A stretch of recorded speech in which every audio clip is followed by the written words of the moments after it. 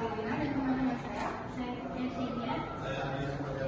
Saya Emindra Rizky Pratama. Baik, kami akan membahas di sini ada beberapa permasalahan kebijakan alternatif, mengusulkan kebijakan alternatif, dan mengembangkan rencana kerja. Pertama akan disampaikan oleh Tony. Baiklah, yang pertama ada permasalahan pasar yang terbatas. Pada kondisi di mana suatu entitas seperti perusahaan atau produk menghadapi hambatan atau keterbatasan dalam memasuki pasar tertentu atau mendapatkan akses ke peluang pasar yang lebih luas. Hambatan ini bisa datang dari berbagai faktor, baik internal maupun eksternal, yang membatasi kemampuan untuk berkompetisi atau memasarkan produk dan jasa secara efektif. Yang kedua adalah fluktuasi harga, yaitu menunjuk pada perubahan harga suatu barang atau jasa dalam periode waktu tertentu yang dapat naik atau turun secara tidak menentu. Fluktuasi harga ini terjadi karena adanya berbagai faktor yang mempengaruhi keseimbangan antara penawaran dan permintaan, persaingan yang tidak sempurna. Yang ketiga ada masalah infrastruktur. Infrastruktur mencakup beberapa sektor penting seperti energi, air bersih, sanitasi, telekomunikasi, dan fasilitas publik lainnya. Yang keempat ada persaingan yang tidak sempurna.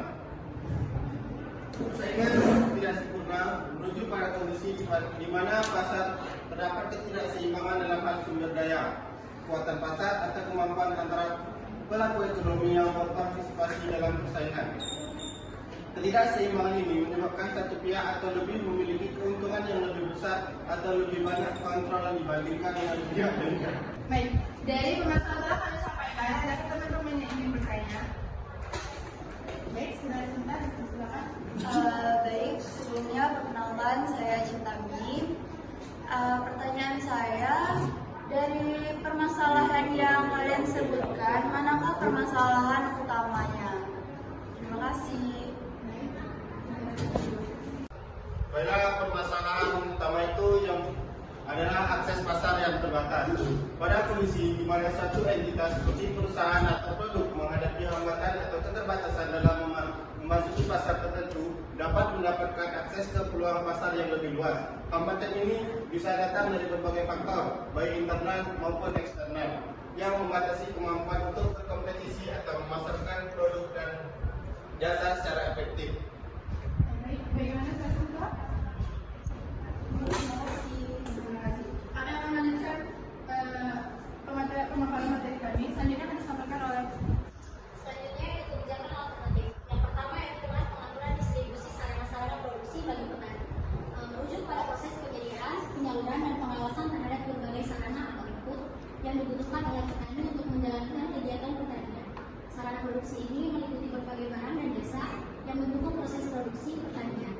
Kemudian ada pemerintah menciptakan persaingan sehat antar pedagang, yang dimana hal ini merujuk pada upaya yang dilakukan oleh pemerintah untuk menciptakan kondisi pasar yang adil dan seimbang, di mana semua pedagang atau pelaku usaha dapat bersaing dengan cara yang sehat dan tidak merugikan satu sama lain.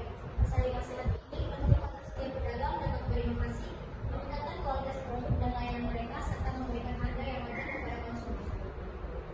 Kemudian yang terakhir, pemerintah membangun dan memperbaiki infrastruktur, merupakan salah satu langkah penting dalam meningkatkan kualitas hidup masyarakat dan mendukung perekonomian suatu negara. Infrastruktur yang baik adalah fondasi untuk berbagai sektor kehidupan seperti ekonomi, pendidikan, kesehatan, transportasi, dan layanan publik. Selanjutnya akan disampaikan oleh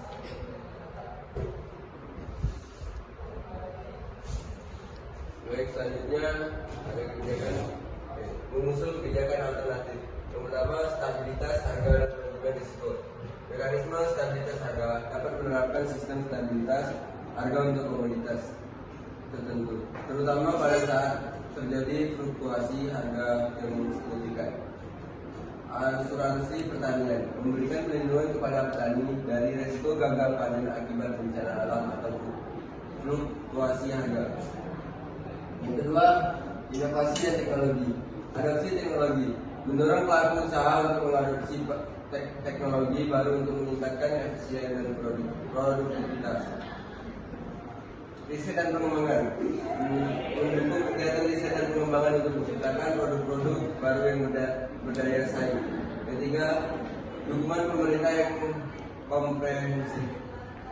Penyederhanaan regulasi, mengurangi birokrasi dan mempermudah izin usaha. Insentif fiskal, memberikan insentif pajak bagi pelaku usaha terutama UMKM. Selanjutnya, saudara Iqbal. Baik, materi selanjutnya yaitu mengenai pengembangan rencana kerja. Itu ada beberapa rencana. Yang pertama itu penerapan sistem siaga, yang kedua itu ada penguatan sistem penyimpanan, yang ketiga itu ada pengembangan strong, yang terakhir itu ada subsidi logistik.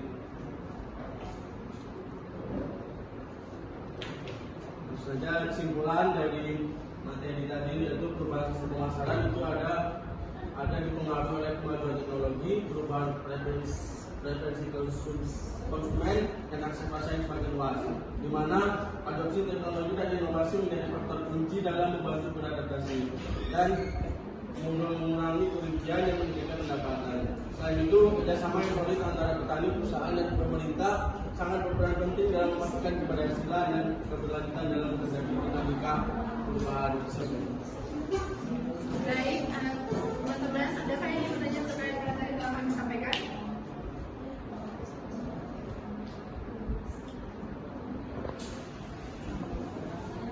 Baik, saudara Fikri, silakan. Baik, saudara Fikri, silakan bertanya. Saya ingin bertanya, apa kendala utama yang dihadapi petani dalam mengadopsi sistem pemasaran modern? Oke, baik. Silakan teman-teman materi. Jawab. Baik, terima kasih kepada saudara Fikri.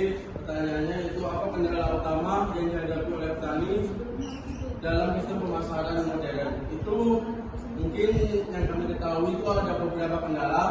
Yang pertama itu dari akses terhadap teknologi dan informasi yang terbatas. Dan yang kedua itu ada infrastruktur yang kurang memadai. Dan yang ketiga itu ada ketergantungan pada perantara. Dan yang keempat itu ada kurangnya keterampilan untuk pemasaran. Jadi untuk sangat dibutuhkan dari dukungan pemerintah untuk mengembangkan lagi potensi para petani untuk melakukan pemasaran secara modern. Mungkin itu bisa dipahami. Apa ada sandaran?